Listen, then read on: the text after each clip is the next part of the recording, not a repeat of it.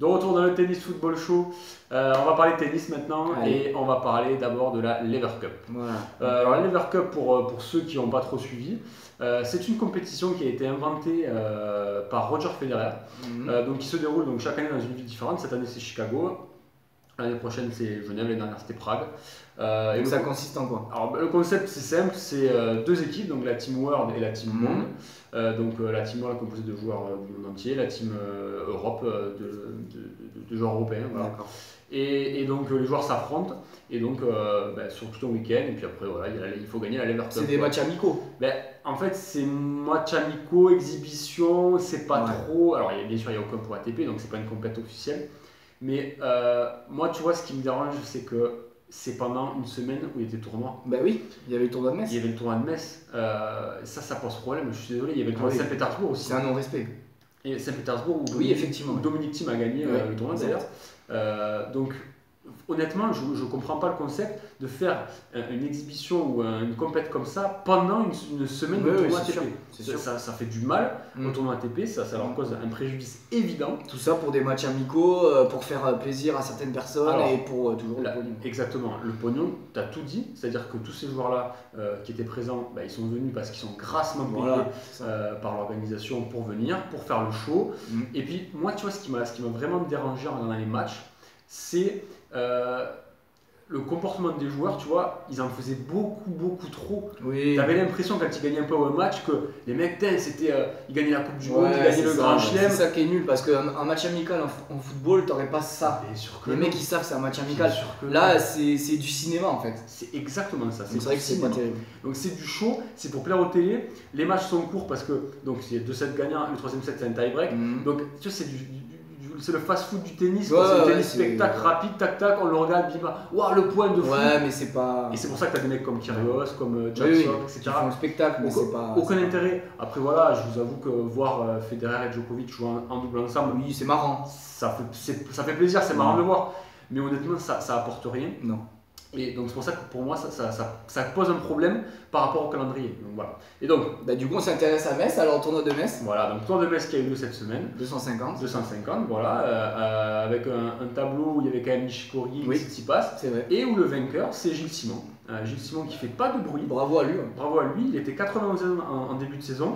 Là, il fait 29e aujourd'hui et il a gagné son 2e tournoi de l'année, son 14e tournoi dans sa carrière. Puis c'est un joueur qu'on n'entend pas parler, qui a une bonne attitude. C'est un joueur très intelligent. C'est vrai. C'est un joueur très intelligent qui joue avec ses qualités, il a tiré le maximum de ses capacités.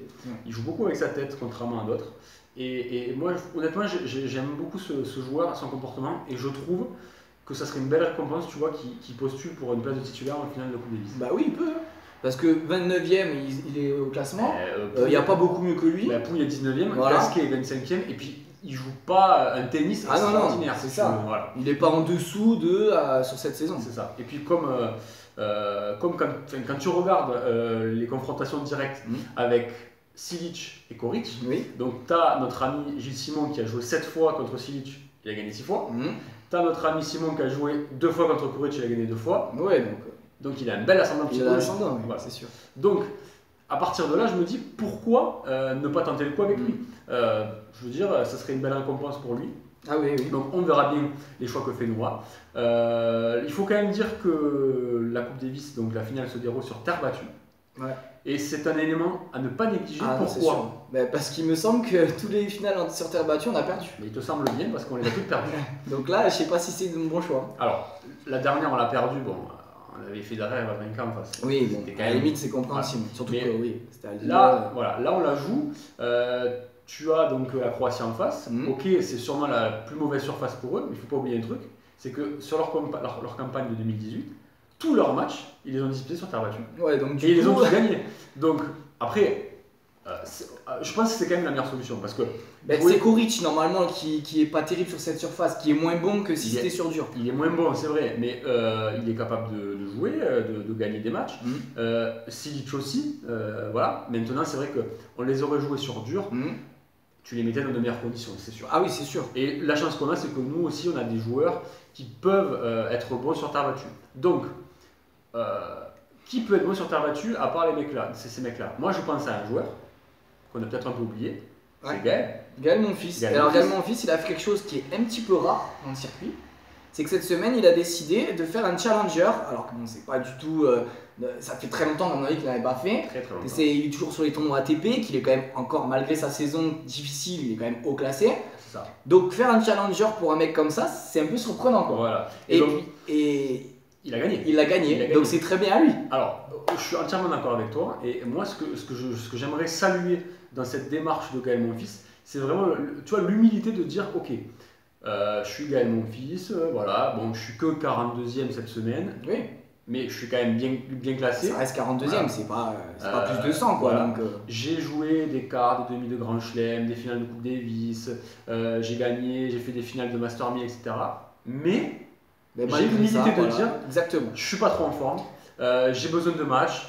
Il y a une tournée en Asie, je pars en Asie, il n'y a pas encore 250, je fais un challenge. C'est exactement ça. Franchement, bravo. C'est très bien, franchement, c'est une bonne attitude.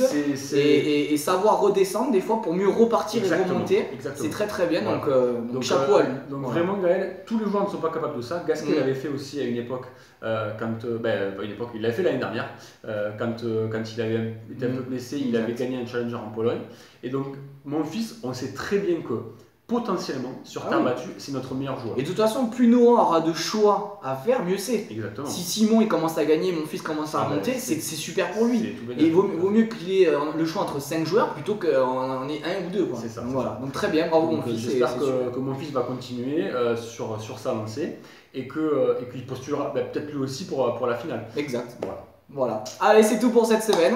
À bientôt les amis. Et réagissez, n'hésitez pas. Allez, n'hésitez pas. Ciao.